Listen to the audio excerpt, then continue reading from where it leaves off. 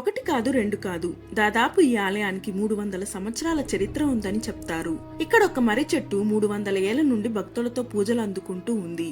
ఏంటి ఎక్కడా అని చూస్తున్నారా? చెప్తాను, దానికి ముందు మన ఛానల్ ని సబ్స్క్రైబ్ చేసుకోండి. బెంగళూరు హొస్కోటలోని కామ్లిపుర అడవిలో 300 ఏళ్ల నాటి చరిత్ర గల మర్రి చెట్టు ఉంది. చాలా సంవత్సరాలుగా, మరీ ముఖ్యంగా శివరాత్రి తర్వాత వచ్చే అమావాస్య రోజున ఈ చెట్టుకు మరింత శక్తులు లభిస్తాయని గ్రామస్తుల నమ్మకం.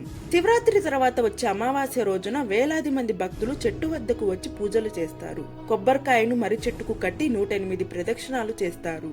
ఈ మర్రి చెట్టులో గ్రామ దేవత కాటేరమ్మ కొలువై ఉంటుందని గ్రామస్తుల నమ్మకం.